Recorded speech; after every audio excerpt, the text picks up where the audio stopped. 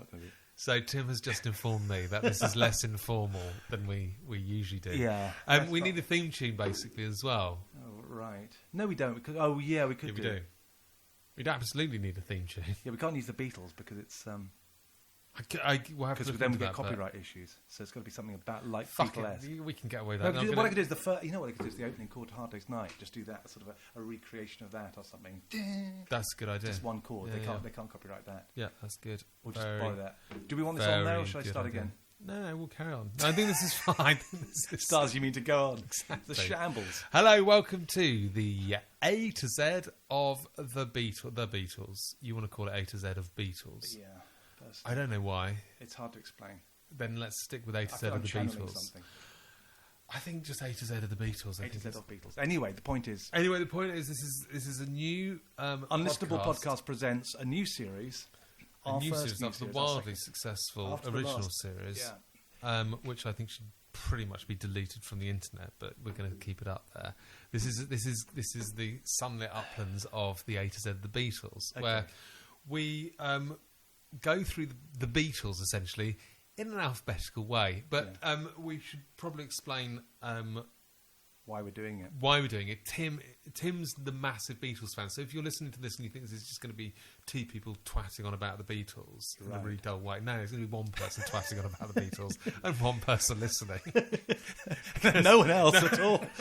That will be it. Tim is a massive Beatles fan. I am not a massive Beatles fan. Yeah, this is based sort of from an essay I started in a way, wasn't it, called My Life with the Beatles? Sort of because I wrote this essay which was particularly designed for people who didn't like the Beatles or didn't get why people were obsessed with the Beatles. They kind of thought they're all right. Like, what is this obsession? Why do people read book after book on them? And they don't do that with the Stones and the Led Zeppelin and other big bands. It's only the Beatles where you get people who've read 100 books on them and that sort of stuff. Yeah. And so I wrote this essay, and you read the essay.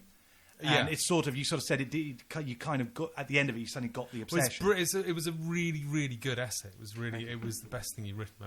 It was really, really interesting. And I kind of think you should expand it into a book.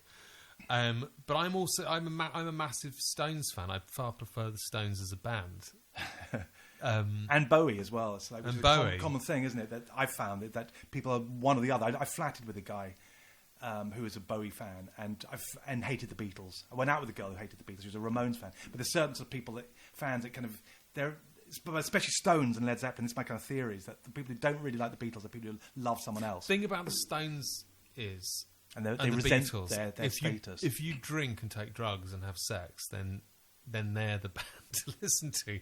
The Beatles are fucking genius, but if you're going to take drugs and drink and shag, you're not going to put on Abbey Road. It's the Stones and Iggy Pop and Iggy Pop and all of that. They're much more rock and roll. I know, that's true. Sexier. The Beatles aren't sexy. No, not at all. They are a lot of things, but the sexiness... They were occasionally. It's that sex thing. I had a girlfriend who talked about this, the different kinds of art. She was obsessed with sort of various art, but she always talked about the Apollonian art and Dionysian art, and I can't remember the other one, but I wasn't aware of this concept.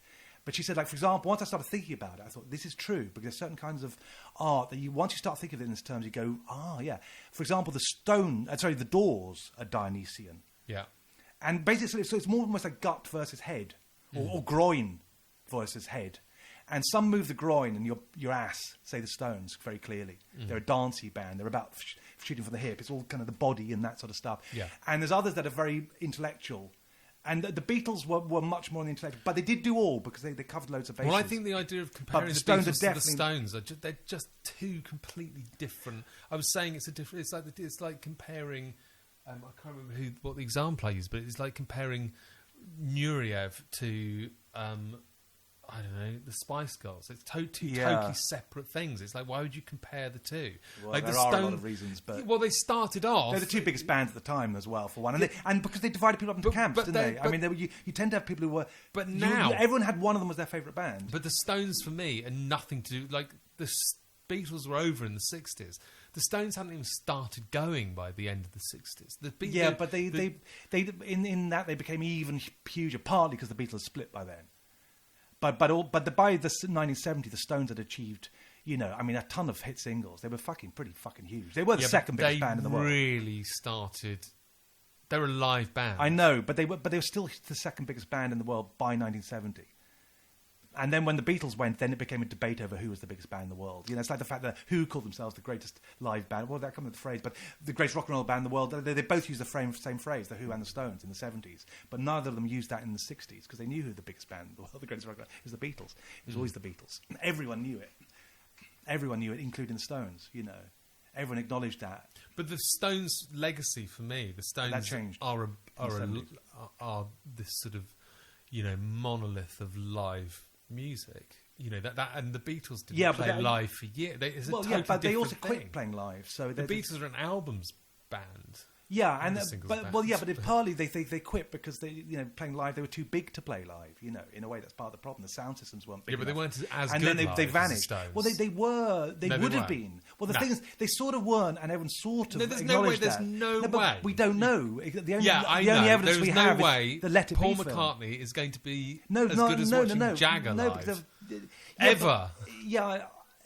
I mean, generally speaking, that's true, and I think they all acknowledge that. I mean, really, that's what a lot of them said. Even John Lennon said that the Beatles were a better album band and the Stones were a better live band.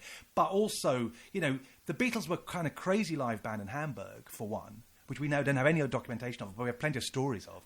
And we also have them by Let It Be period, when they did that one gig, which they only fucking wrote all the entire set the 2 weeks before. I mean, that's quite an achievement. Yeah. They're not only performed, but they've just fucking written it. Well, on the roof. Yeah. Right. As like a month before they started writing the songs, mostly. Yeah, but that's... And then they pull off this... And then you see them kicking ass.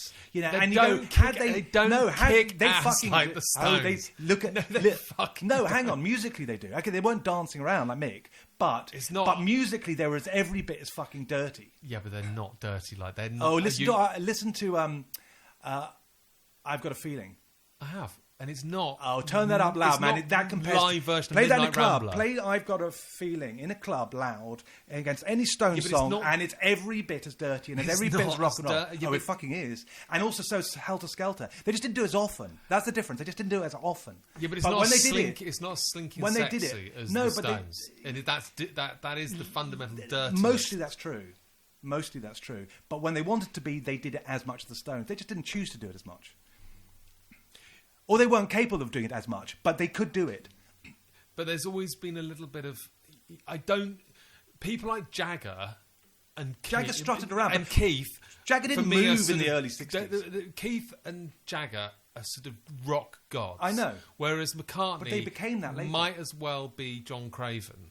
Yeah, I know, but as a frontman, that's true. But if they continued in the 70s, McCartney was selling out fucking stadiums in the 70s with Wings. You know, if all four of them had stayed together and gone on for another 7 years, say, and whatever, they would have been and had their whole back catalogue to play from, which is what the Stones had. If they were able to play Long Tall Sally, followed by I've Got a Feeling, followed by whatever else they'd have written by that point, Cold Turkey. And Your Blues, they would have fucking blown the fucking lid off the stadium. I mean, they would have been fucking rock and roll as fuck. But they quit in 1970. They just gave us a little glimpse at that very end in 1969. Yeah, but we saw what they became in the 70s. Well, what did they become? They were separate. I mean, you know, they were great for a long time. It's only when you know, Muller Kintyre came out that the revisionist kind of thing happened, that Paul was naff. Up until then, he wasn't seen as really naff particularly. But looking back, he kind of was a bit. Yeah, he was a bit. But not really. I mean, you know, man, he had a lot of fucking edge. He just. Well, let's look at the Stones' girlfriends. Look at Marion Faithfull and Anita Pallenberg. Yeah. And let's look at Jane Asher and Linda McCartney. Let's not go to girlfriends. You know, we see there is a fundamental difference between the guys in the bands. Oh yeah. I mean, this is. I have this big thing actually that I wanted to write an essay, the Beatles versus the Stones, and what my thesis, my premise. But how bloody time someone had this conversation. No, but my premise was different to most people's, because mine is that well, a couple of factors. One is that the Beatles were... The Stones were anti-authority, but the Beatles were anti-establishment. So the Stones put that role of, hey, yes, 2 fingers up at the man, yeah. Mm. But the Beatles were actually a threat to the political system. They were so powerful, so educated, whatever. The Stones were just like punks, you know, if you know what I mean, in a way. Yeah, they were dirty rock and roll guys. They just want to play their rock and roll. Is supposed stick to be 2 fingers up and sort of, which is great. I mean, I love it. Yeah. But the Beatles were genuinely a threat. That's why they were sort of arrested, and you know, John then had his visa sort of taken away in America, because he's a political threat. And so they were actually more powerful. That's why they busted them. Well, I mean, they busted both, but, they really had to silence John Lennon and people. They were a much bigger threat to the political system. They changed politics. They changed a lot of things, really on a deep level politically. The Stones never did that. Well, the thing and they were just bad. The other point of the premise of the essay was that it's in reverse. This had an image that the Beatles were the soft guys and the Stones were the dirty guys. But that was an invention by Andrew Loog Oldham, their first manager, who had worked for Brian Epstein, by the way, or Epstein, depending on what. And he deliberately said, right, I'm going to sell the Stones. Having learned from Brian Epstein, he said, I'm going to sell the Stones as the anti-Beatles. It wasn't a natural thing that they were dirty guys he kind of sold. He said, no, we're going to sell you as this dirty bunch of guys. And he got them to play up for it and got them to play to the camera, stick their tongues out, whatever. That was all a facade. I mean, it was, an extension of some of their personality, but they were basically good guys. The Beatles, on the other hand, were the reverse of that. In Hamburg, they were fucking prostitutes when they're like 18. Playing in the red light district when they were 18, George was 17, set fire to a fucking building there and had to be, slightly exaggerated, whatever, but they were deported based on committing arson on a club. And they were, doing that while the Stones were at school. Or basically calling themselves Little Boy Blue and the Blue Boys, or whatever the fucking the original name. They weren't very cool in those days. And if you look at Mick in the early days, I mean, he doesn't look cool. They're wearing pretty shitty suits. They were in suits as well, whatever they say about the Beatles. And and then they played up all the image with, and he went out with Anita Pallenberg, but even that was a little bit prissy. All three of them were sort of fighting over it. It was a bit girly, and it was not a bit prissy. It was heroin and black magic. No, yes, sort of. But I mean, Keith was jealous of Anita Pallenberg shooting the film with Mick. There's a lot of it's a bit bitchy and a little. It wasn't. If they're really rock and roll, it's oh yeah, fuck her, man. She can fuck who she wants. They weren't really that rock and roll. The Beatles, meanwhile, were sleeping with each other's wives. There was way more rock and roll in the Beatles, but they played the bad. They played the good boys. There's way more rock and roll in Whitehall. Well, I agree with you. Actually, especially in the average indie band. I mean, that is true. Often that's a very big fucking truism in life. Is that the people who pretend to be nice are usually the cunts, and the ones who pretend to be, but the bad boys, the Ozzy Osbournes of this world turn out to be real nice people when you actually get to know them. Everyone plays up their opposite, Yeah. But the Beatles, they sold themselves like, Brian Epstein's kind of more or less said, can you tone down that stuff? Stop eating sandwiches on stage and swearing at the audience, and we're going to try to. And they went, all right, Brian, They were sort of reluctantly did it, but the Stones had to pretend to be. I mean, you'd read Bill Wyman's book. And I'd rather not. Oh, Stone Alone. Yeah. And he's going on about, that, Mick and Keith were barely even fuck any groupies in the early days. He's boasting that he had all the girls. And he go, they weren't that rock and roll. They had some long-term girlfriends all along. They're getting married as well. Doesn't matter. They're sexier. Yeah, that I agree with. I do agree with that. They're a lot sexier. I do agree with you with that. That is true. And that's what Stones, rock and roll is. And the Stones did do it. They put that sexiness into music. It's in some Beatles stuff. But they're the archetypal sex god. Yeah, I agree. Rollers. But they played it up. I mean, Mick was fucking London School of Economics. He had to be talked into doing the Stones because he had to work out which was going to be the best paid career. Well, this is what I've always loved about Mick. I've always said that he treats it like he's the manager of the band. And, if he was running a call centre, he'd just be the best call centre manager. He happens to be running a band, so he runs a very tight ship and is the best, sexy rock star. Yeah. And it's amazing. There's photographs. Like, Mick really has fucking, you see photographs of him. There's some photographs of him at the christening of one of his children. And he's in Richmond wearing a sort of blue striped shirt. And his hair's cut quite short. And it's so 80s. And he just looks like this really skinny, sort of wet-lipped, feminine sort of middle-class guy from Richmond, and you're like, this is... Which is what he is. Yeah, he's a sort of... Oh, yeah, they're from Kent, and, He's not a... it is an act, but he does that act brilliantly. But he's an actor. I mean, he's like... But Bowie's an actor as well. Bowie barely sang a song about his own life or his own relationships until the very, very end. And it's certain kinds of disciplines in music, certain kind of styles. Like, some people are... I think this is the Velvet Underground versus Bette Midler. For example, right? Well, because they're the two extremes of or Barbara Streisand. They're the two extremes of the two polar opposites of how you can perform. One is you do the Velvet Underground, where you go into your own world, you stare at your feet, and you just fucking do it, and you don't make any attempt to win the audience over. Yeah.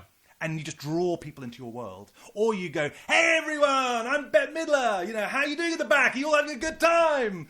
You know, and there's two approaches, and both work, frankly. Yeah. And, you know, the same with kind of a lot of things in art, you know, with Bowie and stuff. Like, he's an actor.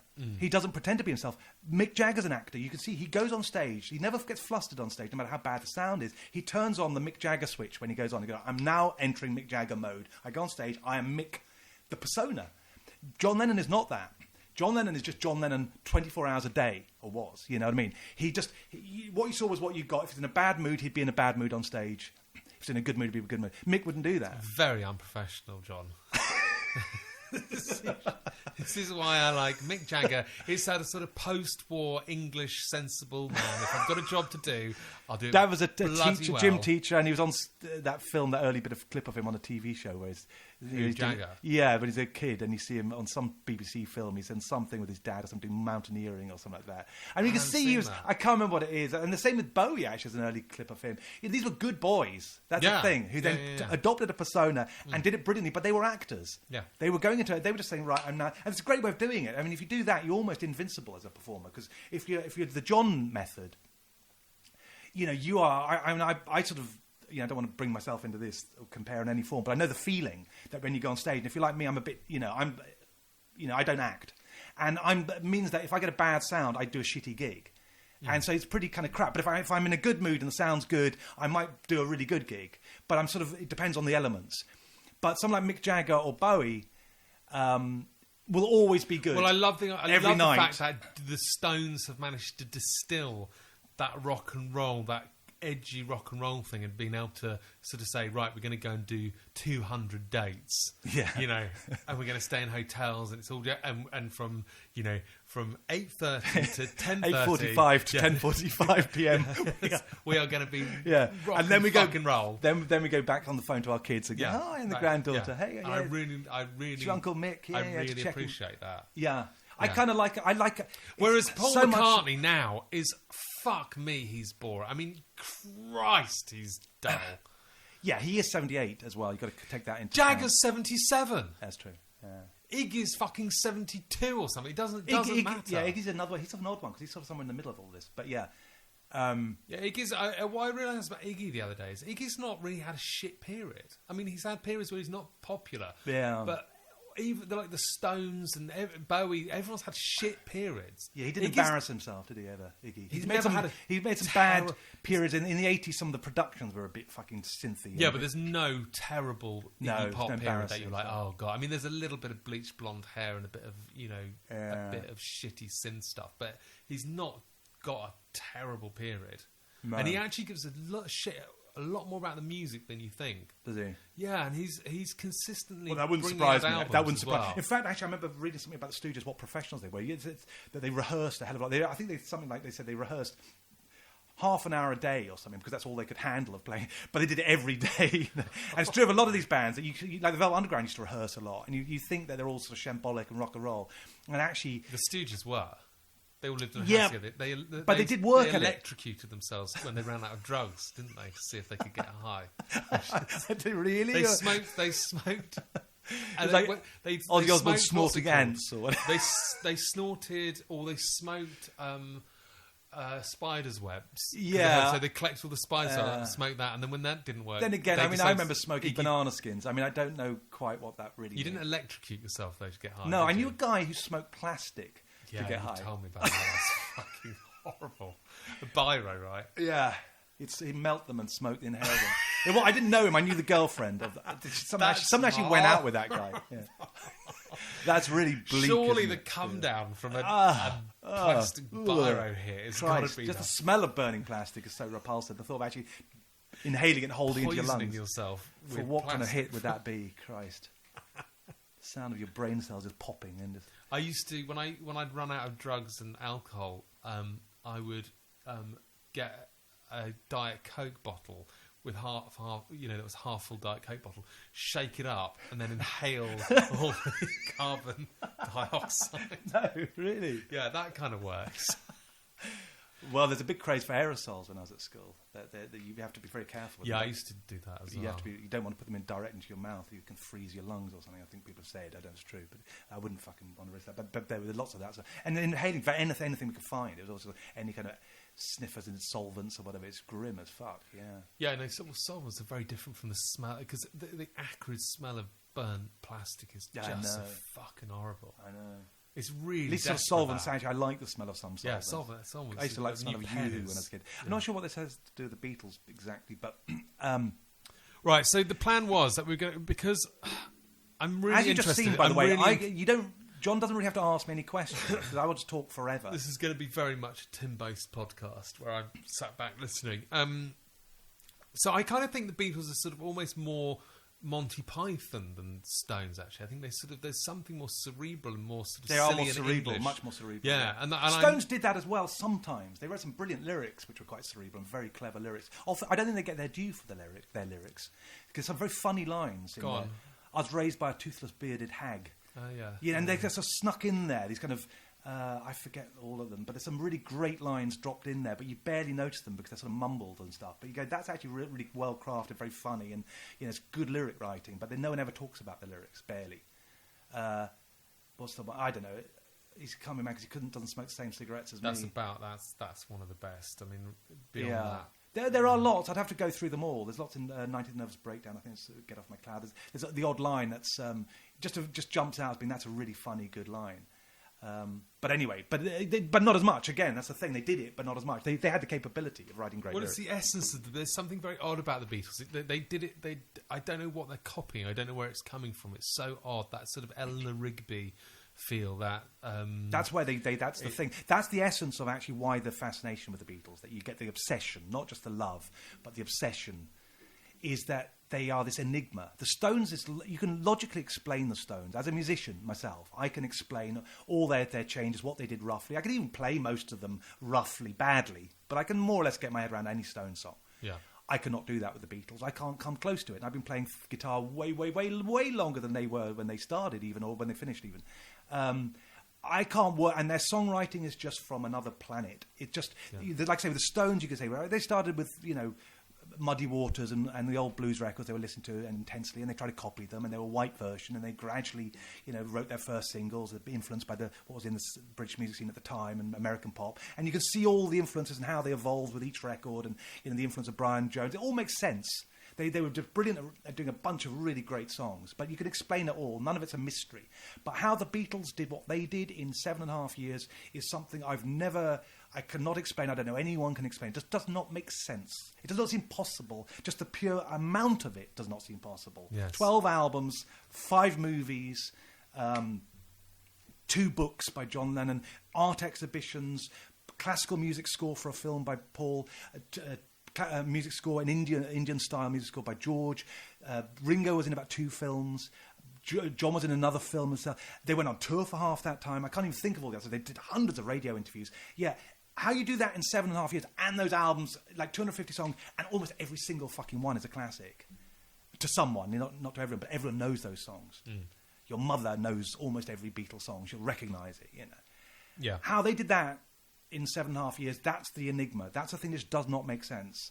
Like I say, it just doesn't even seem possible, let alone to be so good. Yeah. How they sort of wrote Eleanor Rigby. It's like, what, there's a precedent to all the Stones songs. Yeah. But Eleanor Rigby, where does that song come from? And that's just one of those ones. That George wrote tons himself. What I also find really interesting about them is when they stop, John Lennon doesn't go one way and Paul goes the other way, and then we get loads and more brilliant, fucking incredible songs. It just stops. I mean, there are songs that are. I don't think there are any that are particularly any good. I mean, they're brilliant, but they don't have the magic. They're not. They don't have the performing magic. There are some brilliant songs, but they didn't capture performances in the way that Revolution or. They really are. Where you go, they caught that fucking 8 minutes or 4 minutes. In the entire, in Paul McCartney's entire career and John Lennon's entire career, there are not 5 songs that are as good as the Beatles. They just are. Well, they might be as good as the worst 5 Beatles songs. Fine, there might be some like that, but to get in the top 50, no, I'd probably agree. No, they're just not. There are some masterpiece songs, I think, especially on Plastic Ono Band and Band on the Run. They are great, but they don't have that. They're different. They're okay songs, but the Beatles songs are magical. There's something. It's the combination. When I was doing my extensive research for this episode, which consisted of me writing the A to Z of the Beatles into Google, there's a video comes up on YouTube and it's the A to Z of the Beatles, and it plays them alphabetically. Right. And it's incredible because it just starts a day in the life across the universe, and your bird can sing. God, 3 classics, and All You Need Is Love, and it's just like 4. fuck me. Yeah. There are so many incredible songs, and incredible story behind each one of those songs as well. Well, why don't we start? Okay, so this is what we're going to. Every one of those songs has got an incredible story. Every single one of those 4 has got a mind-blowing story. Well, behind let's go through them then, because so what we're going to do is Tim said that they are inexplicable, and there's no way we can possibly understand them. Well, come on this journey of A to Z, and we will hopefully go somewhere to explaining the enigma. Picture yourself in a boat on a river. And how long we got? Well, I don't know. We've got 25 minutes in, so we've got a bit of time. That's all right. So, this is like acting as the pilot episode, essentially, because I don't know how this is going to really well, we're on A now, so we're sort of doing it. So I thought, so the way this is going to work is I'm going to come every week with, I think we're going to have to do a couple of A's, because haven't scratched the surface with what I've written down.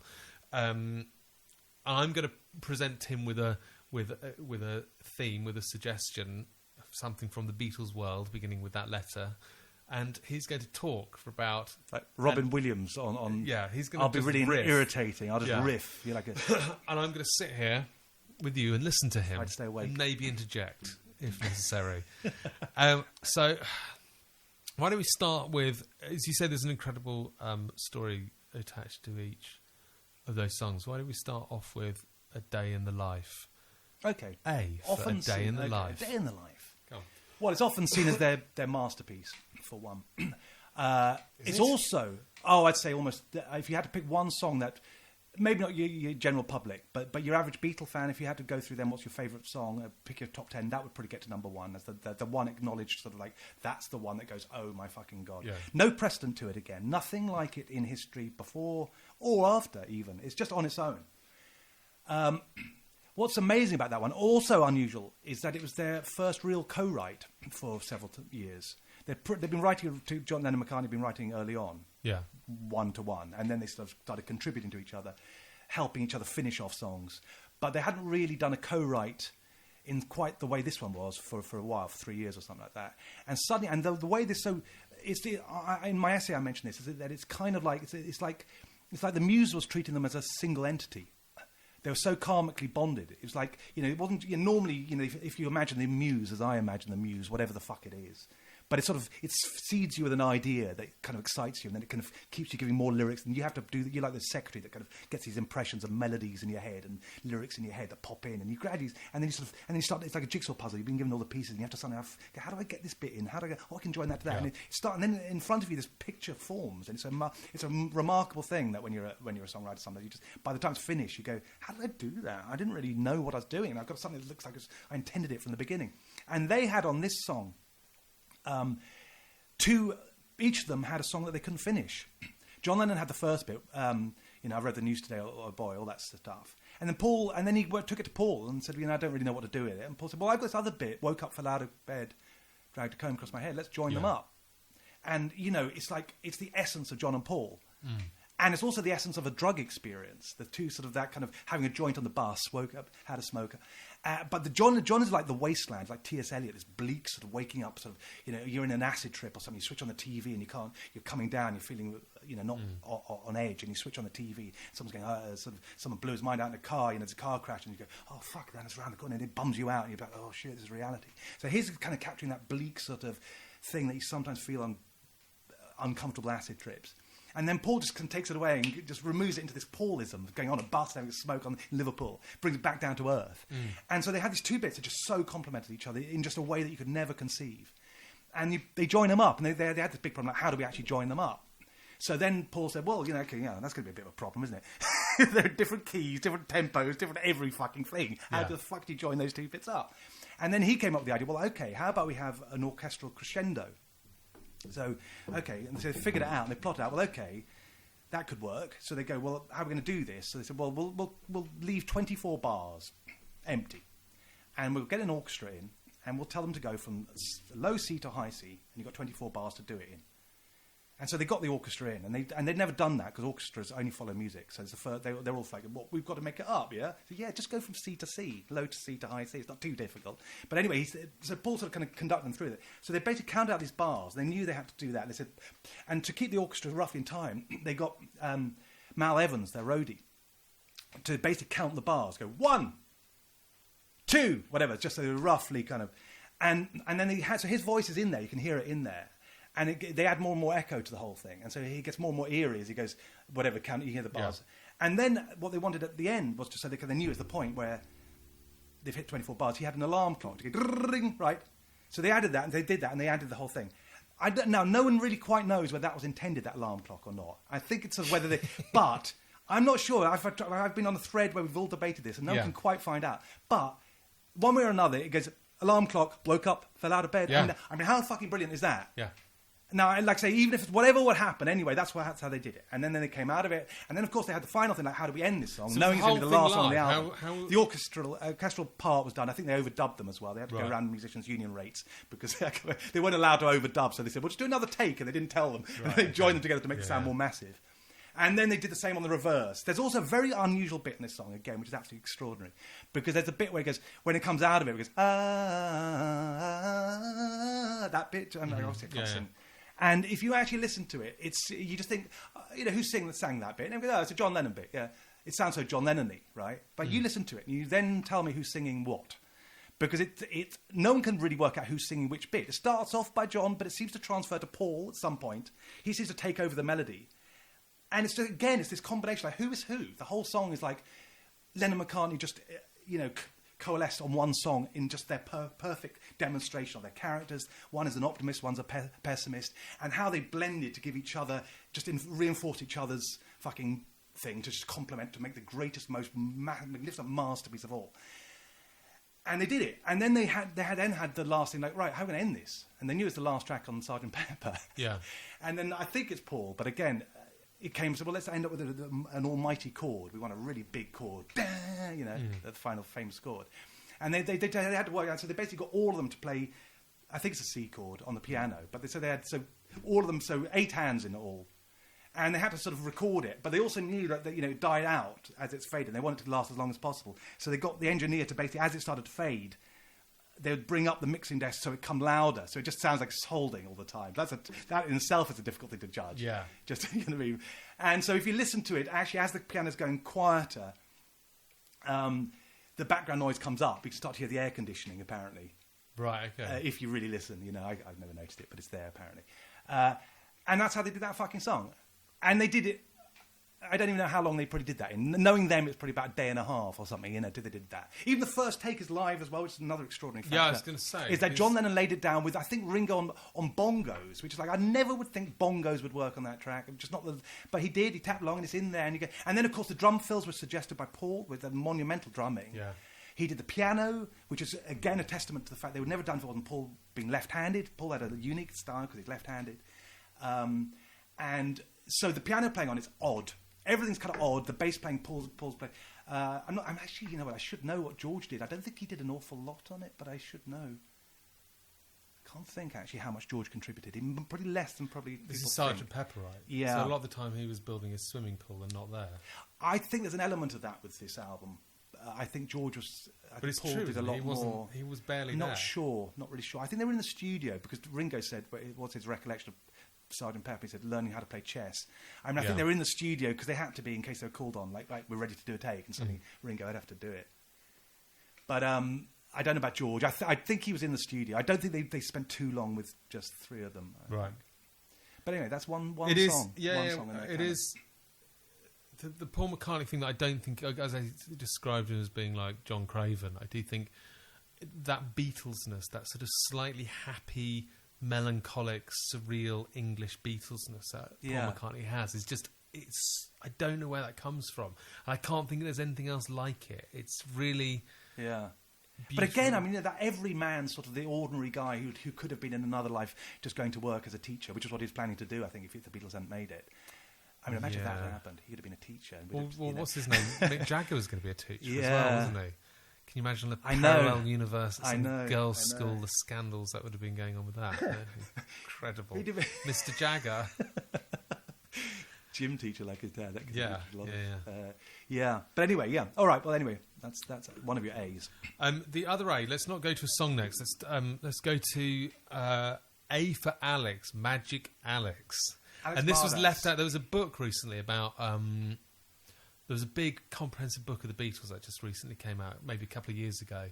Some Beatles encyclopedia. The 1,200-page one. The one that had everything of the Beatles in it. Apparently, it wouldn't be that one's only on the early. That's what's great about that book. Is the 1,200-page one is the short version. Right. Yeah. That's the one that they put. There's like an 1,800-page one. But not only that, but that's of them their early days before they make their first record. Can you imagine anyone reading about an 1,800-page book on any other band before they make their first record? And I have to say, it's a fascinating book. That's the incredible thing. It's fascinating. You know my perversion about my favourite acts. How do you read my obsession with their worst period? Yes. But that isn't their worst period. I have a complete obsession with the Stones. I'm most interested in the 80s. Yeah. Even though they were terrible, I find the idea of Dirty Work, the worst albums, that's sort of those terrible. And Bowie, I'm also really interested in sort of 1987. And you were listening to the Paul McCartney single on repeat all day, the one that what's it called, the FU or whatever it's called. What's the one? And you were listening to that over and over recently. It's terrible. But you literally had it on repeat. For you, yeah. That was. It's a form of, I'm not sure if it's masochism that you got there, but I like it about films as well. Like I really like John Cleese, and I think Fish Called Wander's a great film. But I'm really obsessed with Fierce Creatures, the terrible late 90s sequel to Fish Called Wonder, set in a zoo. I've seen that probably about 50 times. Yeah. I get it with some things like Sharknado, but But Grease 2 is more interesting than Grease 1. Have you seen Jaws in 3D? Yeah, of course. But that's sort of campy shit when it's just like really bad. Like it's sort of there's nothing like the Fierce Creatures John Cleese Fish Called Wonder sequel is from like 1997, and it's not campy trash. It's just so misjudged that I just think it's really interesting seeing when these. There's a misjudged scene in Fish Called Wonder as well, when the sex scene in the bedroom is very kind of cringy. It's is it that? It is that film, isn't it? Where he takes his pants off or something, and that's a great scene. Do you like that scene? Or when he takes his clothes off and the family walk in who are renting the house. Yeah, I suppose it's kind of funny, but it's sort of meant to be sort of touching and slightly a bit sexy that he's kind of this awkward guy sort of. I suppose maybe it's. No, but it's the brilliant scene about. It's just the way of him playing a romantic lead. I find a bit uncomfortable. What's so beautiful about that scene is he's this repressed English guy, I suppose, and he's met this very exciting, gorgeous American who's suddenly allowing his free spirit to just like blossom, and he takes his pants off and throws them in the air, just as he said. And the thing that that British people find so awful is like the idea of being humiliated. And this American woman has excited him, and he's liberated. And he throws his pants in the air, and just as he's saying, "Yes, I'm liberated," a group of people, a family, walk in on him while he's standing there stark naked. I suppose. And then he finds out that they know him because they bought. I think maybe it's not even that scene. There's something in it that's like where they, when they sometimes try to be sort of touching in a comedy or something, then they try to make a poignant moment. Maybe it's not even that scene, but there's a bit where I don't know. I just found it a little bit like, I don't really want to see. Watch Fierce Creatures if you want misjudged. I'm going to go for a wee, and we're going to be right back with Magic Alex because we're professionals. Right, I've had a wee. We're back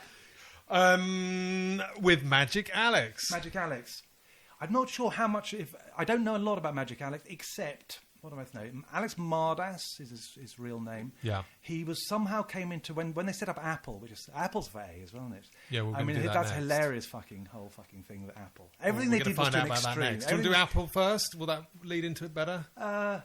Let's do Apple first. All right, and then we'll come back to Magic Alex. Apple. Apple. Well, Apple was set up as their idea. What I love about the Beatles, among many things, is that whatever they did, even if it's a fuck up, they did it to the extreme. And Apple was a fuck-up that they did to the extreme. I mean, like, that Yoko was the most extreme ex-girlfriend. She's going to come up a lot, by the way. We're pretty much guaranteed that Yoko's going to come into this whole...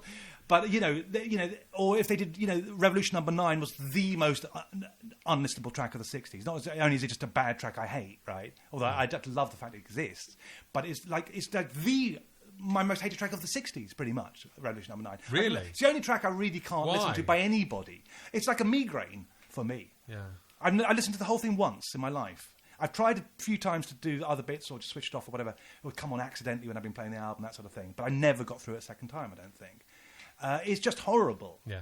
I've heard bits of it. I've parodied it on a track I did, bonus track number 9.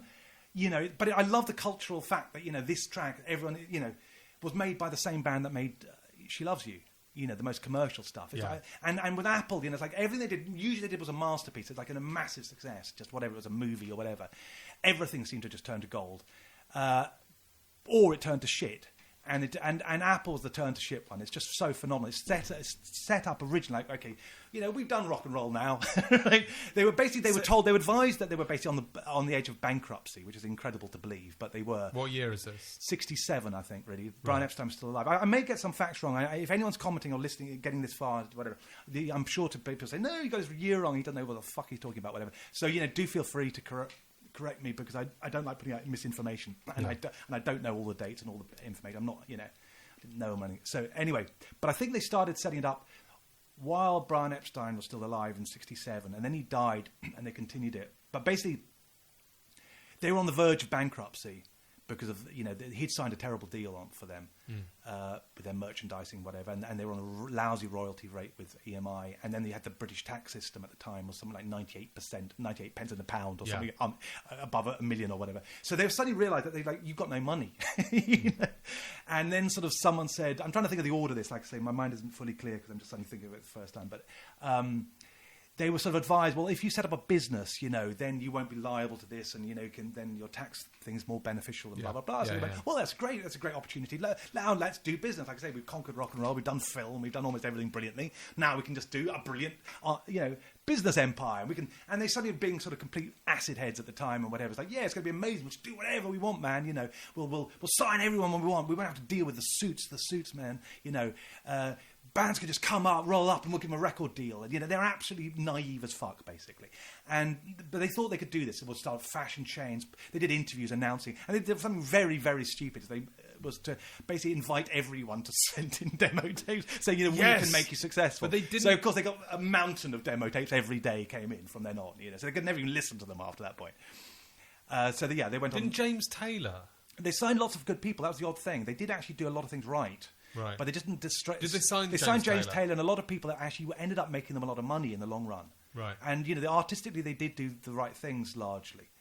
But it was also haphazard. It took ages to actually get that money back. And they did so many bad investments. Plus the Hells Angels showed up. And it just collapsed into this complete... Like anyone who's ever lived with a lot of people at once, with an idea of, hey, man, let's not have any rules, man. We won't have any...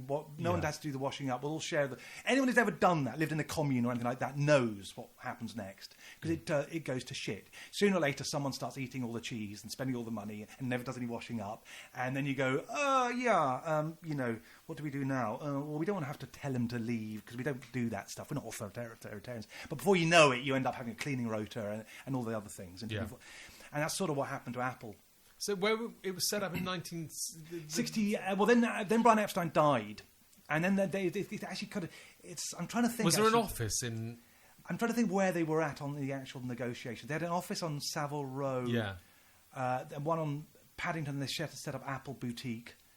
It's a Marylebone. What was which that? They painted that. Well, that was their fashion chain that they were going to do. Right. So they set up this shop, and they basically. I don't know what they did. Maybe they had. I come up with something very nice. Basically, everyone shoplifted, and all the staff nicked everything. And they had drugs for anyone that wanted. Anyone had a bill, they could have sort of sign off anything on how much drinks they had and how much dope they smoked. And no one kept track of it. And of course, everyone abused it. And it attracted all the worst people. And they did this until it got to the point where they had the Hells Angels sort of living in the Apple. This kind of feels like the everyone the did Chaz. Chaz, exactly. That's it. Anywhere this happens, not Monterey, Altamont, anywhere where you start with a good ideal. It's a great lesson in why communism doesn't work and why these sort of systems never work. Because what do you do when it gets corrupted by some cunts? You know, what's your plan then? What happens at Altamont when you've got these kind of the Hells Angels looking after someone comes out with a gun and tries to shoot one of them? You know, what do you do then? Yeah. You know, and you've got that problem which they never answer. I'll tell you who wouldn't have done this. Mick Jagger. Well, hang on, he organised Altamont. All right, he didn't organise Altamont. Well, he agreed to it. He agreed to it, yeah. But he would learned his never have lesson, done to be something fair. so stupid as to set up Apple Corp and... Well, they did it. Almost everyone did it. You know, if you look at it in the 60s, pretty well, everyone had that idea of like, hey, man, this is the revolution, man. We don't need the police. We don't need rules, man. You know, we'll just have a free festival. And everyone did that whole thing. And that's what happened sort of with Apple. I think they were the first, really. Same happened to San Francisco at the time as well. You know, Haight-Ashbury was a great magnet for... Of course, then all the junkies moved in and all started taking heroin. And then, you know, the dealers moved in and then all the dodgies. And then it's like, oh, shit, the peace and love vibe is not so peace and love anymore. Yeah. And then Charles Manson comes in and then kills a lot of people. And, you know, and suddenly, like, what do you do then? And then it all goes to shit. And that's what always seems to fucking happen. Politically, that happens as well with lots of... It's a lesson of, you know, life. At some point, you have to address the fact there are bad people. So when did it stop? When did... well, basically what happened was, again, mixed advice. I think you should have really brought him up because they basically realised... Well, it was the Stones, really, who basically... Because the Stones were advised to get the Hells Angels by Jerry Garcia. So the Grateful Dead. No, I'm just referring to Altamont, right? Right, yeah. No, so they followed the hey man, we use the Hells Angels as security man, aren't they, man? And just give them a load of dope, man. Everything's be cool, man. Yeah. And Mick and Keith went, yeah, all right, yeah, okay, yeah, we'll get the Angels in, man, yeah. And they did that, and of course, then there was the stabbing and all that horrible shit.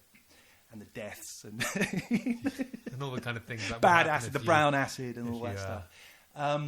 And so when it came to Apple, so Brian Epstein died. I'm trying to think of I should really know this much better, but anyway, I don't know why my mind's not kind of clarifying the dates. But I think that Brian Epstein sort of put the wheels in motion. Then he died, and they continued it. And then they did this thing that sort of what I think actually ruined the Beatles or broke them up. Really, was up until Brian Epstein died. They had this kind of deal that basically all four of them had to agree on anything before they went ahead. It's a good way of running a democracy, actually, if you're going to do it. Yeah. Because it means that anyone can be on a power trip if they want, as long as all the other four agree. Yeah. So if it's a benign dictatorship, it's all right. Yeah. You know, but there's an incentive not to be a cunt because they can block you. Just one of you, Ringo, can actually say, you know, hey, I don't think I like this, you know, and that's it. Well, you know, he's the drummer, but he's got an equal say. That's a good way of doing it. But what happened when they signed the Apple thing with Brian no longer in control? And they had to work out how they were going to actually agree on shit. Yeah. They came up with a piece of paper they signed where it said majority ruled. So as long as 3 out of 4 agreed with the decision, it passed, right? So what happened was that once it all went to shit, they were like, okay, this isn't working out too well. What do? We need someone to take control of this fucking rudderless fucking thing heading towards... And how long until it started fucking up? Not very long. Right. Almost remarkably fast, about a year, I think, probably before. And so what happened was that they go, right, okay, we need a business manager. And so they kind of argued about who they thought should take care of it. And Paul suggested Linda McCartney's, who I don't think he was married to at that point, Linda Eastman, the point, her dad, who is a sort of family lawyer, I think, I'm not exactly sure, but he's a sound, you know, old school, reliable guy. It's a very odd thing being like one of the biggest bands in the world and your corporation's going to shit. Who should we get in to solve it? My girlfriend's dad. That's what they were like. I mean, it's funny, all of this was a bit like that, how they worked like that. But they had no one to advise them. You see, Brian Epstein would have fucking known what to do. But these guys knew nothing about business. I mean, how many musicians even now know anything about music business? Sure, you just hire someone. Who? I mean, they had Robert Stigwood was kind of involved. He wanted to get a piece of it all or something, and I can't remember what happened there. Who ended up managing the Bee Gees and stuff. I don't think he was interested. I think Brian Epstein was talking about. Oh yeah, that's another part of the whole thing. Is Brian Epstein's contract was running out with them, right? And that was another issue. He was paranoid. That's when he died. People thought it might be a suicide because he was paranoid. A suicide, wasn't it? Well, no one really knows. I mean, technically it was a suicide, but one of the reasons that they thought it was a suicide was because he was allegedly worried that he was going to lose the Beatles, right? Because they no longer needed him in the same way because they weren't playing live anymore. Yeah. They're becoming very independent. He thought, oh no, my contract's up for renewal, and shit, what if they dump me? And he's gay and very sensitive and loved them so deeply on every level. It was fucking him up. But anyway, so that was sort of involved. Then he died. Anyway, he would have fucking done the right thing. He was a great businessman, one way or another. Yeah. And honest. He was a really good bloke, actually, except for he just screwed up the merchandising deal. But anyway, so once he died, then they didn't really know who was in control. And who was the leader of the band? It's sort of John Lennon, really, because he set it up. Paul, it's always John Lennon's band, and everyone kind of knew that, I think, within them, even though Paul always had the fucking equal sort of clout afterwards. But John started the band. They all kind of looked to John, I think. So enter Alan Klein. And Alan Klein was sort of... Basically, the Stones basically said, right, we've got a guy. He sorted out our shitty deal. And the way he'd done it, basically, because they had a shitty deal with Decca, and they basically renegotiated it by bringing, I can't remember exactly the thing. Anyway, but Alan Klein renegotiated it. But he looked like a gangster, Alan Klein. He was a gangster, wasn't he? He was a New York lawyer. He was technically a New York lawyer, but he kind of, who knows how much of a gangster he was, but he acted like a gangster and played up that image. Mm. And basically, so he renegotiated their deal. I think he went in with Andrew Lou Goldham, and they had this thing where they went in and said, okay, guys, what we're going to do is I want you all to come in with me. You all wear sunglasses. We go into the Decca offices. We say we want to discuss the deal or whatever. You guys just stand. You don't even sit down at the table. You just stand there with a sunglass and don't say a damn word, right? I'll do all the negotiating. So they intimidated them into signing this thing, because the Decca could have thought the Stones were bad boys. I mean, if they'd called their bluff, Mick would go, oh, don't beat me up, mate. Yeah. But they pulled it off, and so they did this sort of thing, and they renegotiated their deal and got a really good thing. I can't remember exactly how they did it. Anyway, so Mick said to John Lennon, well, we've got Alan Klein.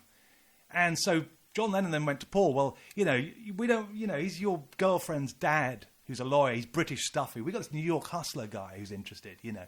So then, now I'm pretty sure that Alan Klein was a psychopath, very clever, and he kind of sussed out the situation. So what he basically knew was that he had to win over John Lennon, because he knew that John Lennon was the perceived leader, and they weren't going to do anything that he didn't agree with. So he arranged to meet John Lennon, and he turned up in a black turtleneck and black jeans or whatever. So he didn't look like a stuffy British lawyer. And so John, and then also he made sure he read up or learned a load of John Lennon lyrics, which he then slipped into the conversation, quoting John Lennon. So suddenly John Lennon came out of this meeting, knowing fuck all about music, about business or whatever. So this guy's one of us. He knows my fucking lyrics. He's fucking on board. He's one of us. He's not one of. He's the man for us. Yeah. That then convinced Ringo and George, who basically, like I say, didn't know jack shit about who to fucking trust, and they went, well, John, and so they 3-1 outvoted Paul.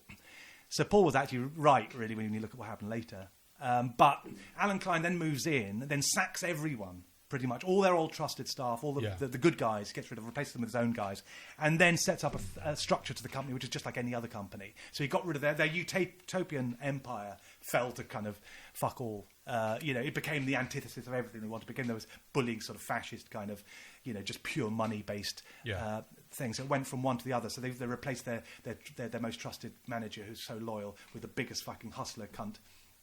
And then and they put him on a stupid percentage, a really high percentage, like 25% or something. It's like, why did he do that? Which again, Paul McCartney was like, with the Beatles, we can fucking pay him 10%, Yeah. And for some reason, John was naive, which brings up to Alex Mardas, Magic Alex, is that he had this naivety about John, that he trusted people, and he was easily taken advantage of by people.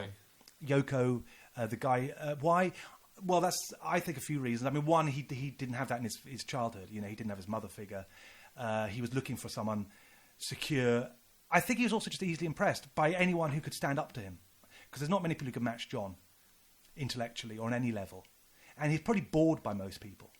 I mean, if you're that clever, that creative, how many girls are going to interest you for very long? And he'd been with Cynthia Lennon before that. Cynthia Lennon's a lovely person. Oh, are we on to Yoko now? No, I'm just skimming around, really. But how he fell prey to the Maharishi, the primal scream therapy guy, I can't think of his name, Yanoff, Dr. Yanoff, and Alan Klein. He fell under he wanted a guy to lead, and Yoko, of course, who could tell him, who could be the mother figure. Yoko. Here we go. Yoko. I'll try to avoid her. How many episodes to get to Y? 25. I need to make it very clear that Tim is very, very bitter and angry. Still, viscerally angry. That Yoko. Yeah, but it's the same as all their fuck ups. I kind of love her. I love her as well, because it's such a funny part of the story. It is. That, the most independent, artist of all time, the most macho in a lot of ways. ends up falling for the most controlling. He becomes the most pussy-whipped fucking artist of all time. It's whatever they did to us was to an extreme, to the point that she had a bed in the studio telling them with a microphone, ordering the Beatles what to do. I mean, you could not make that at one point, yeah. What? Yeah, do you not know that story? No, what the fuck? It's extraordinary. I mean, if that was an indie band in Camden and you said, you know, oh, did you hear, you know, this shitty band, the singer's girlfriend was in the studio with a bed, you know, telling the band how to play, you'd find that classically hilarious. You go, oh, what a useless fucking band they are. What a bunch of pussy-whipped idiots. This is John Lennon and the Beatles, and it happened. So she had a bed in the studio? Well, she had a miscarriage. I can't remember... It was the miscarriage or doesn't a car matter if accident. She had a fucking miscarriage or a Somehow, car accident. I know, she was recovering, and he brought the bed into Abbey Road and a microphone so she could give her instructions. I mean, that's not going to go down well if you're Paul, is it? Let's face it. So how did Apple fold? It didn't. It sort of they end up suing each other. The only way they could get out the agreement was to undo the whole thing and sue each other. That's what Paul realised and undid the thing, and that's why it broke up. And that's what created all the bitterness and what really led to the downfall, in my view, was that bit of paper. Really, because up until then they were a real unit. You know, and suddenly that was like he got outvoted. And so he had a resentment. They had a resentment to him over other issues. But was Apple still going when they folded? Yeah, it continued for some time. I think it was only officially broken up in 1977 or something. I don't even know exactly what the legal thing was after that. But it took about 10 years to sort of dissolve. And they were in court fucking every day for years, trying to undo all the fucking legal entanglements. I mean, it was incredible, you know, what they had to go through. It's hell what they went through in the 70s. It wasn't barely documented, but these were the most creative musicians on the planet, and they were having to go, oh, God, I've still got to go to court and go through these legal documents to undo this bit of paper we signed, you know, for years, you know. Yeah. I mean, the stress of that, you know. But anyway, they finally did it, and actually, in the long run, Apple made money. That's the irony, actually. They're mainly because of their signings, because they signed a lot of good people. You know. Really? Yeah, not... You know, a mixture of people, but a lot of people that did end up making money back until they became profitable. Magic Alex. Magic Alex was one of the people, because they had a science wing in Apple. Of course. And he was the electronics division, and they met this guy. I don't know quite know how. He was the electronic division of Apple. Yeah. Jeez, I didn't know that. And he promised. You see, again, John Lennon knew nothing about. This is some random guy they met. I'm not sure how they met him, actually, to be honest. But yeah, basically. Probably from the London circuit, probably. You know. I think he was he was Greek, Alex Mardas, and he'd somehow got into their circle. And John was immediately impressed by him because he built this box, a colour box or something like that, which basically would flash colours randomly. And John Lennon was, you know, so naive about electronics and any of that kind of technical stuff. He was really impressed by this guy. And then Magic Alex basically sort of sold him all this kind of baffled him with bullshit, basically sort of saying, I can build, you know, oh, you're still doing your recording with 8-track? Oh, man, I can make you a 24-track studio that's going to blow away anything else. It'll have this and this. And John Lennon bought into this. So they then brought him into Apple, got him to design this mixing desk that they installed or tried to install in Savile Row to record the Let It Be album. And George Martin was suddenly like, oh, right, he's going to build a 24-track studio, is he? How's he going to do that exactly? Oh, okay, well, if that's what you want, John, yes, okay, I can help you with a few things, if that's what you really want. And he let them just fucking dig their own graves. So they basically got this fucking complete charlatan, basically, to build this thing. He didn't know what the fuck he was doing. He had probably never even used a mixing desk. Yeah. And he put a speaker on every channel, this 24-channel desk. I mean, this is like... just so amateur, you know. You don't need a speaker and everything. It doesn't work like that, you know. Yeah. Anyway, basically, nothing happened. He never did. He got his money or whatever else and siphoned off whatever. Didn't he try something else ridiculous as well? Didn't he? There was something really ridiculous. I can't remember what it was now. But he did. He also then slept with John's wife. That's what I was saying about them being incestuous, which I find really funny. I think he was going to help get them an island because they also want an island each. I don't think all this sort of incestuousness is particularly rock and roll. It's a little. It's really weird. It's grim. I know it is. You think, you know, you could sleep with just about any person on the planet and you end up sleeping with each other's wives and the apple scruffs, the girls around you. It's like, don't you want to venture out a bit? And, you know, it's really odd that they did that. I mean, George, I think, declared his love to Maureen, Ringo's wife at some point, who he'd known from the Cavern. You know, Maureen, you know, and Ringo were together in the Cavern. So again, all that time, and he still stays with the girl he met in the hairdresser. You fucking snob. No, it's just so funny that it's just a cavern girl, an ordinary cavern girl. I'm good on her. Sounds like a really cool person. John Lennon marries Cynthia from Liverpool. I mean, he was forced into it.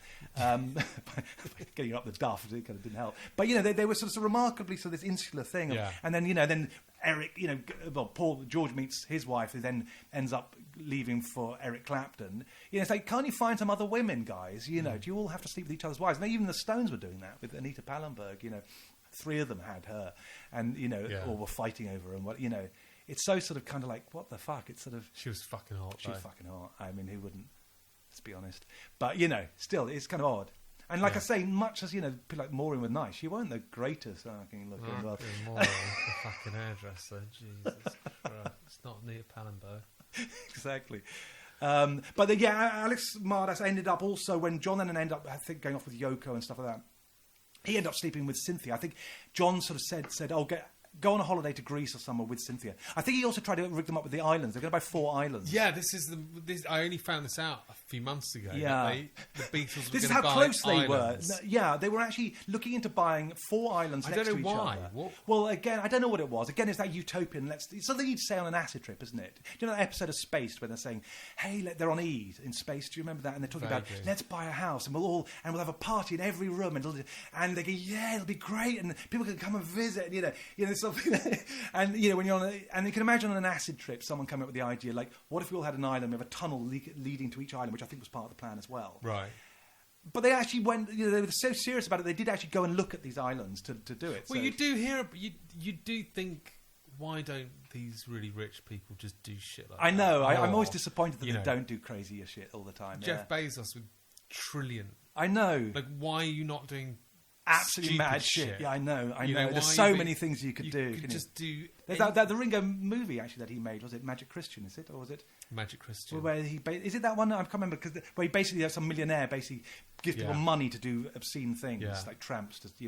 You'd think that there'd be people just doing that on a very, very traumatic hangover.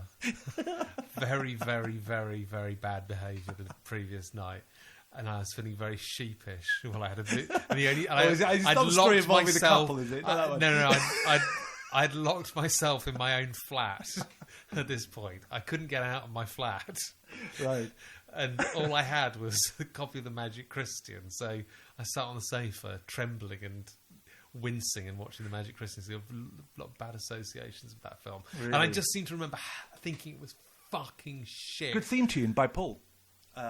Really? Never give me your money. I'm not sure. I don't know if I've even seen it. It's Peter Sellers, isn't it? Yeah, it's supposed to be really good, but I just remember. Well, You Never Give Me Your Money. He wrote, and that became a hit for Badfinger on Apple. Yeah, that's right. Is there another film where? No, You Never Give Me Your Money. What am I talking about? Come and Get It. Sorry, if you want to hear it is, come and get it. Crap song. Well, it depends how you see it. His version's better than the. Well, it's not bad. It's just it works for the film, surely, doesn't it? I mean, that's what it's about. A fool and his money. That's what I'm thinking of. You Never Give Me Your Money. Anyway, he wrote it. Isn't there a film where Ringo plays an Indian gardener? No, that's Peter Sellers, isn't it? Not The Party. No, I'm sure there's one where Being There. No, sorry, no, not Being There. No. This really might be a fever dream that I had. No, there's something you connect. Peter Sellers was a gardener and an Indian, and he was in Magic Christian with Ringo. No, is that the link? I'm not gonna Google it now. There's some gardener, isn't there? What is it in the film? I've never seen it. Chauncey Gardner, is that, or was he a gardener? That's Chauncey. I fucking know. I haven't seen it. Chauncey. Yeah. I don't think I've seen Being There. Being There's really good. I've heard it's good, yeah. Being There's good. Magic Christian's shit. Okay. That song from it's shit. I hate it when like really bad. Ringo Starr was definitely played a blacked up Indian, browned up Indian gardener, caveman with Barbara Bach, where he met Barbara Bach actually. Is he blacked up in that? You'd need to be blacked up to play a caveman, would you? I mean, you're just covered in. I don't know, possibly. But what we'll do is we'll start the next episode with a fact checker, of what that film was. Yeah. Shall we finish? Yeah. Okay. Well, obviously this is going to be an ongoing project. Part 1, because there's still quite a few questions I need to ask. How long have we done? What have we done about now? Well, you were very good. That's not too bad. Well done. For limiting it. That's the only thing that I can be commended on. Yeah. Well done. Roping 2 questions to it last an hour, only half an hour each. That was 3 questions. Was it 3? Yeah, you did very well. Okay, well, I think that's Thank it. you very much. Yeah? And we'll keep this going for as long as we or anyone else is interested, probably. Yeah, I will keep this going for a lot longer than anyone's interested, trust me. You never know. You don't know Beatle fans. Yes, that's true. Okay, thanks for listening if there's any of you left. See you later.